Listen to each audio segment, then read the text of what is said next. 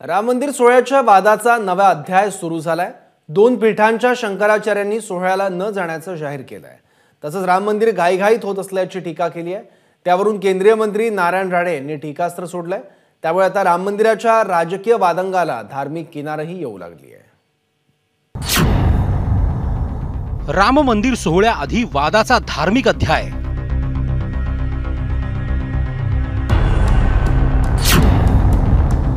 शंकराचार्यांचा सोहळ्यावर बहिष्कार। केंद्रीय मंत्री नारायण राणेंनी ओतलं आगीत तेल। राम मंदिराच्या आमंत्रणाचा वाद शमतो न शमतो तोच आता राम मंदिर सोहळ्याला शंकराचार्यांच्या उपस्थितीवरून प्रश्न उपस्थित झाले। देशातल्या 4 पैकी 2 पीठांच्या शंकराचार्यांनी राम मंदिर सोहळ्याला न जाण्याचं जाहीर केलंय। राम मंदिर पूर्ण होत नाही तोपर्यंत तिथे मूर्ती प्रतिष्ठापना शास्त्रसम्मत नाही असं शंकराचार्यांनी म्हटलंय।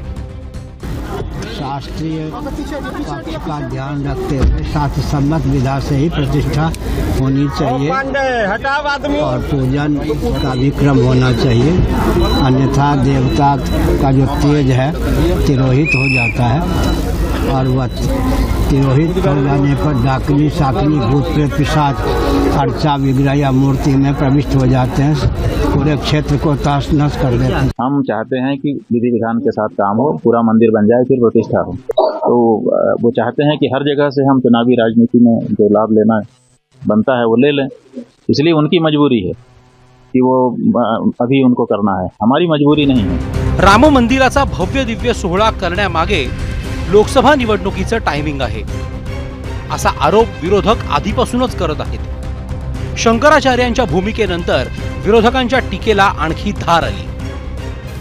अयोध्येतलं राम मंदिर हे अद्याप पूर्ण झालेलं नाही, अपूर्ण अवस्थेत आहे, पण निवडणुका समोर ठेवून त्याचं लोकार्पण होत आहे आणि आपल्या 4 प्रमुख शंकराचार्यांनी त्या अपूर्ण मंदिर सोहळ्याच्या लोकार्पण सोहळ्याला येण्यास असमर्थता व्यक्त केली। मला असं वाटतं स्वतःला हिंदुत्ववादी समजणाऱ्या या प्रमुख नेत्यांनी याचा विचार करायला पाहिजे होता। काही लोकांचं आज वाचनामध्ये आलं, देशाचे 4 शंकराचार्य त्या 4नी आज स्टेटमेंट काढलं की मंदिराचं काम पूर्ण होत नाही तोपर्यंत आम्ही जाणार नाही आणि मंदिराचं काम पूर्ण व्हायला अजून 2 वर्ष लागतील। उत्तरेत ज्योतिषपीठ, दक्षिणेत शृंगेरी, पूर्वेला गोवर्धन आणि पश्चिमेला शारदा पीठ अशा 4 पीठांवर शंकराचार्य आहेत। अजून शृंगेरी आणि शारदा पीठाच्या शंकराचार्यांनी आपली भूमिका स्पष्ट केलेली नाही। देखो, चारों शंकराचार्य नहीं जा रहे हैं, ये बात झूठा है। कुछ शंकराचार्य जा रहे, कुछ शंकराचार्य नहीं जा रहे। शंकराचार्यांच्या भूमिकेमुळे विरोधकांना चांगला मुद्दा मिळाला असताना भाजप नेते अस्वस्थ होऊ लागले। हिंदू धर्माचे सर्वोच्च आध्यात्मिक गुरु म्हणवल्या जाणाऱ्या शंकराचार्यांच्या थेट योगदानावरच सवाल उपस्थित झाले। या मंदिराला शंकराचार्यांनी होणाऱ्या मंदिराला शुभेच्छा द्याव्यात की त्याच्यावर टीका करावी, म्हणजे त्यांच्या शंकराचार्य आमच्या बीजेपीला मोदी साहेबांना राजकीय दृष्टिकोनातून पाहतायत। हे राजकीय दृष्टिकोनातून मंदिर होत नाही, धार्मिकतेने राम आमचा देव आहे, दैवत आहे आणि त्याच्यासाठी हे सगळं होत आहे आणि केलं जात आहे।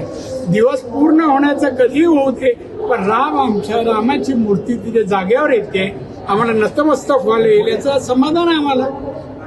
शंकरांच्या म्हणण्याला त्यांचं योगदान त्यांच्या जीवनातलं सांगावं, हे योगदान हिंदू धर्मासाठी दिलं जे रामाने दिलं। शंकराचार्यांचं जे सगळे महंत आहेत त्यांचं धर्माप्रती काय काम आहे, नाही तर काय परिश्रम आहेत, हे खरं तर नारायण राणे तिथं जर विचारत असतील तर ही आश्चर्याची गोष्ट आहे। आपण काही भाष्य केलं का पेपर न्यूजपेपर शोधतात मीडिया आणि असं बोलले म्हणजे असं। आता तिथे मी बोललो, मला विचारले तर बोलले मी बोलून भेटल्याशी मला बोलायचं नाही, बोला राम मंदिर म्हणताय। 4 साधू असे म्हणाले, तुम्हाला काय केली? मोदींनी सांगितलं कोणी केलं नाही ते काम केलं ना. राम मंदिर बांधलं, कोणी नाही बांधलं आतापर्यंत. मोदींनी बांधलं ते काम मधुर आहे, अमुक होईल योग्य वेळी. पण रामाची तर स्थापना होणार. अरे नसता करू नका, टीका करू नका, एवढंच माझं वाक्य. ते पण बरोबर. राणे असे बोलले, आता जो वाद होणार. राणे वादाला कधीच घाबरत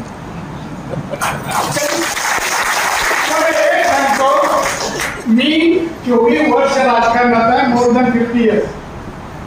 वादातूनच आलो. जुन्या काळापासून हिंदू धर्मामध्ये मंदिर हे राजे लोक बांधत आलेले आहेत आणि त्या मंदिरामध्ये ज्ञानाचं प्रशिक्षण शंकराचार्यासारखे देत आलेले आहेत. तर हे आपल्याला थोडंसं माहिती असणं गरजेचं होतं की जेवढे राजे आहेत आजही मंदिरासाठी ते योगदान देतात आणि जेवढे ज्ञान आणि पुस्तकं आहेत ते सांभाळण्याचं काम शंकराचार्यांच्या गाद्या करतात. ज्ञान आणि सत्ता एकत्रीकरण म्हणजे हिंदू धर्म आहे आणि धर्माची स्थापना व्हावी, ज्ञानाचं रक्षण व्हावं म्हणून 4 दिशेला 4 मठ स्थापन केलेले आहेत. जगद्गुरू शंकराचार्य, आदि शंकराचार्य यांचं जे योगदान आहे सनातन हिंदू धर्मासाठी ते अतुलनीय आहे आणि धर्मसंस्थापनार्थाय या गोष्टीसाठी त्यांनी जे कार्य केलेलं आहे, त्यांचं जे योगदान आहे त्याबद्दल राणे साहेबांनी समजून घेणं गरजेचं आहे. काही जे शंकराचार्य आहेत हे जाणीवपूर्वक रामजन्मभूमी प्राणप्रतिष्ठा सोहळ्याच्या संदर्भामध्ये जे वक्तव्य करत आहेत की मंदिर पूर्ण न होता त्याची प्राणप्रतिष्ठा केली जाते, असं नसून मंदिराचं संपूर्ण शिखरपर्यंत काम पूर्ण झालेलं आहे आणि ते जर त्यांना समजत नसतील तर ते राजकीय बोलत आहेत. आणि नारायण राणे अशा शंकराचार्यांना उद्देशून बोललेले आहेत.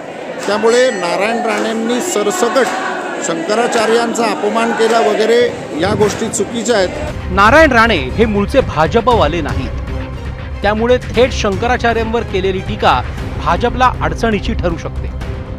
मात्र राम मंदिराबाबत शंकराचार्यांच्या भूमिकेला जनमानसातही फारसा पाठिंबा नाही.